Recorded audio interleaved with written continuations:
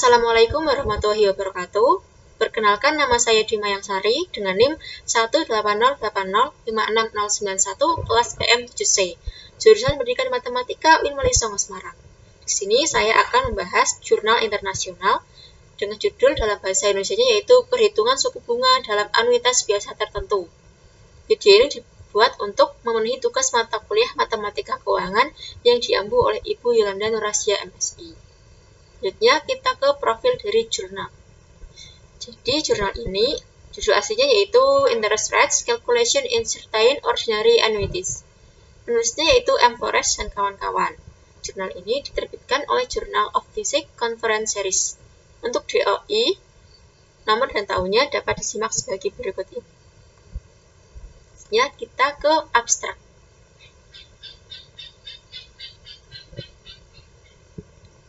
Oke, jadi anuitas tertentu adalah anuitas yang pembayarannya terjadi pada tanggal tertentu. Sedangkan anuitas biasa tertentu adalah anuitas yang pembayarannya dilakukan pada akhir setiap periode yang ditetapkan. Nah, perhitungan tingkat bunga yang mengatur anuitas biasa tertentu itu menggunakan persamaan non-analitis yang memerlukan penerapan teknik numerik untuk mendapatkan nilai tingkat tersebut. Maka dari itu, dalam paper ini diusulkan metodologi baru yang menghitung nilai numerik untuk menginisialisasi teknik interpolasi linier yang digunakan untuk menghitung tingkat bunga terkait dengan anuitas biasa tertentu. Hasilnya diperoleh strategi baru yang merupakan model matematika untuk perhitungan suku bunga dalam konteks anuitas biasa tertentu. Persentase kesalahan relatif yang diperoleh menunjukkan kinerja yang sangat baik dari model matematika tersebut. Next, kita ke pendahuluan. Oke, seperti yang tadi saya terangkan bahwa anuitas adalah serangkaian pembayaran yang dilakukan dalam interval waktu yang sama. Anuitas tertentu adalah anuitas yang pembayarannya terjadi pada tanggal tertentu. Sedangkan anuitas biasa tertentu atau certain ordinary annuities, kita singkat menjadi COA, adalah anuitas yang pembayarannya dilakukan pada akhir setiap periode yang ditetapkan. Masalah utamanya adalah perhitungan tingkat suku bunga yang mengatur COA. Hal ini melibatkan penggunaan persamaan non-analitis yang membutuhkan penerapan teknik metode numerik untuk mendapatkan nilai tingkat tersebut. Dalam konteks ini, semua metode numerik memiliki kelemahan pada pembangkitan titik awal atau SB-nya. Terdapat 4 alternatif cara untuk menentukan suku bunga, yaitu dengan tabel keuangan, formula Bailey, metode penilaian, dan kalkulator keuangan. Namun dari beberapa model tadi itu belum ada yang dapat menentukan nilai suku bunga dalam COA secara efektif dan efisien. Kenapa? Karena memiliki keterbatasan tertentu. Seperti pada tabel keuangan, keterbatasan utamanya itu terletak pada kenyataan bahwa memungkinkan perhitungan suku bunga itu hanya untuk parameter yang muncul di tabulasi. Tapi jika ada data dari situasi yang akan diselesaikan itu tidak sesuai dengan nilai yang terkandung di dalamnya, maka alternatif ini tidak bisa diterapkan. Selanjutnya untuk formula Bailey ini, keterbatasannya yaitu jika N atau jumlah periodenya itu bukan bilangan bulat dan atau N-nya itu pecahan yang lebih besar dari 50, maka alternatif ini tidak bisa berlaku. Kemudian untuk metode penilaian, nah itu didasarkan pada tebakan awal. Nah, karena asumsi itu sewenang-wenang, maka itu yang menjadi suatu keterbatasan utamanya. Kemudian yang kalkulator keuangan, keterbatasannya jika ini itu merupakan bilangan pecahan. Nah, karena masalah ini, maka diusulkan untuk menggunakan model matematika baru untuk nilai inisial suku bunga dalam COA dan metode numerik klasik yang disebut dengan interpolasi linier atau LI, linear interpolation, di mana perhitungan suku bunga dapat ditetapkan secara objektif pada waktu serendah mungkin. Nah, metode LI ini membutuhkan dua nilai inisialisasi atau titik awalnya, yang satu secara default atau IDEF dan yang lainnya secara berlebihan atau E-excess yang diperlukan untuk perhitungan tingkat bunga. Lanjut kita ke metode. Yang pertama, model matematika anuitas biasa tertentu. Nah, model matematika yang mengatur COA yaitu P sama dengan A dikali 1 ditambah I pangkat N dikurangi 1 dibagi dengan I dikali 1 ditambah I pangkat N. mana P-nya itu nilai saat ini, A pembayaran per periode, N itu interval waktu COA, dan E itu tingkat bunga COA. Kemudian jika kita misalkan sisi kanan persamaan 1, C-nya yang 1 ini, nilai 1 ini kita pisahkan. Berarti kan 1 ini sama dengan 1 per I dikali 1 tambah I pangkat N ini ya. Oke, kita sudah peroleh persamaan kedua ini. Namun persamaan dua ini tidak dapat mengisolasi tingkat bunga pada penyebut pertama. Nah, sekarang kita menerapkan teknik penyederhanaan untuk peroleh persamaan ketiga. Nah, ini kita bisa coret ya. Kemudian yang ini 1 tambah I pangkat N kita letakkan ke atas. Berarti nanti N-nya itu pangkatnya negatif. Sehingga diperoleh persamaan 3 yaitu P sama dengan A dikali 1 per I dikurangi 1 tambah I pangkat negatif N per I. Nah, kita lihat di sini bahwa penyebutnya itu kan sama.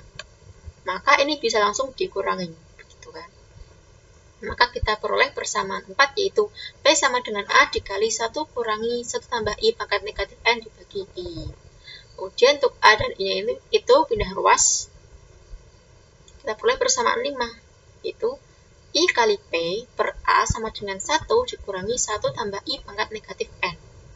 Akhirnya kita bisa membangun fungsi yang variabel independennya itu tingkat bunga yang menghasilkan persamaan ini. Persamaan ini merupakan dasar untuk titik awal metode interpolasi linier. Jadi, FI sama dengan I kali P per A dikurangi 1 min 1 tambah I pangkat negatif N.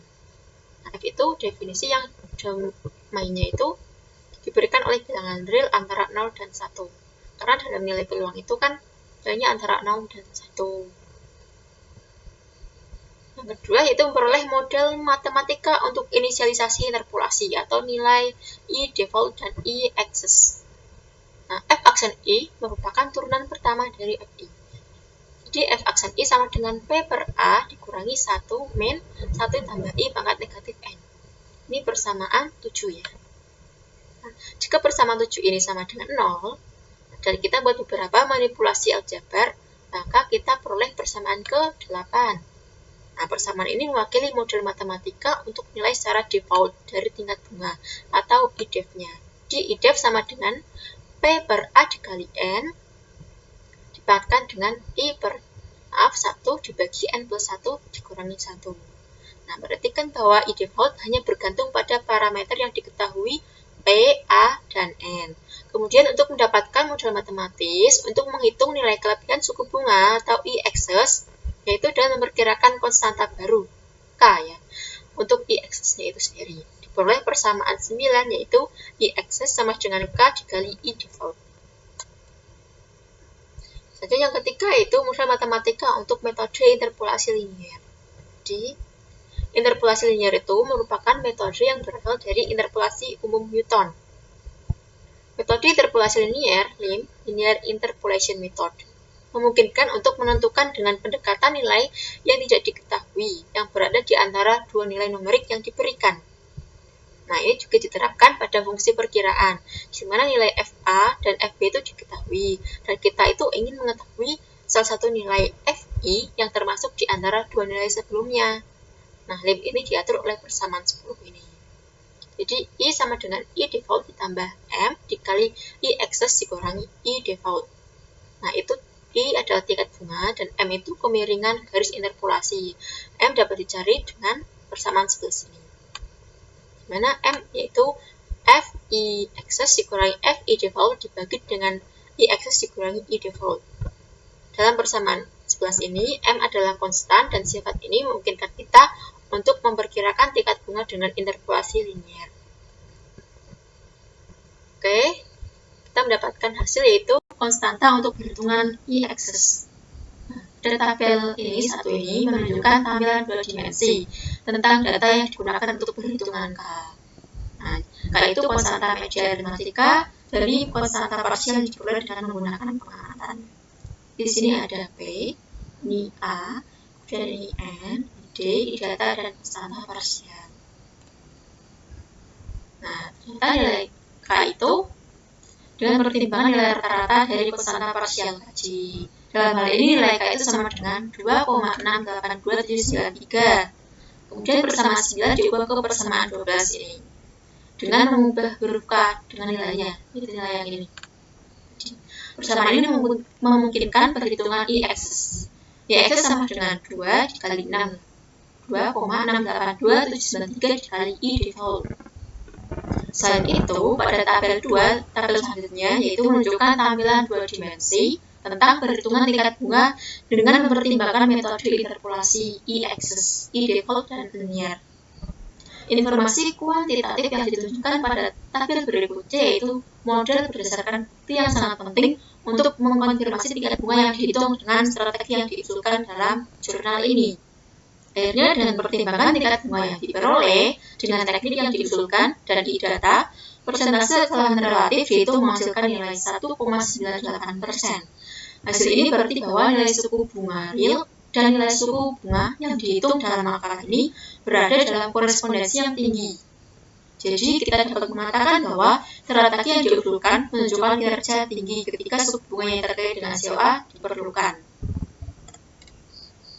Nah, jadi ini tabel pertamanya. Nah, ini ada I default, I axis, F I def, F I axis, M, kemudian ini tingkat suku bunga dengan linear interpolation metode, kemudian ini ada I data. Nah, kita lihat ya bahwa nilainya itu sepadan, hampir mendekati sama. Oke, jadi kesimpulan dari jurnal ini yaitu diusulkan strategi baru yang kuat yang menghitung nilai numerik awal untuk menginisialisasi teknik interpolasi linear yang digunakan untuk menghitung tingkat bunga yang terkait dengan COA. Keuntungan utama dari strategi ini adalah generalisasi model matematika untuk perhitungan SP titik awalnya. Nah, persentase kesalahan relatif yang diperoleh menunjukkan kinerja yang sangat baik dari strategi yang diusulkan. Karena I-data dan tingkat suku bunga yang dihitung menghasilkan nilai yang sebanding satu sama lain. Nah, dari jurnal ini direncanakan untuk memperluas usulan strategi perhitungan suku bunga yang dikaitkan dengan jenis anuitas lain, guna memperkirakan kekokohan dari strategi tersebut. Demikianlah pembahasan jurnal dari saya. Kurang lebihnya saya mohon maaf. Sekian, wassalamualaikum warahmatullahi wabarakatuh.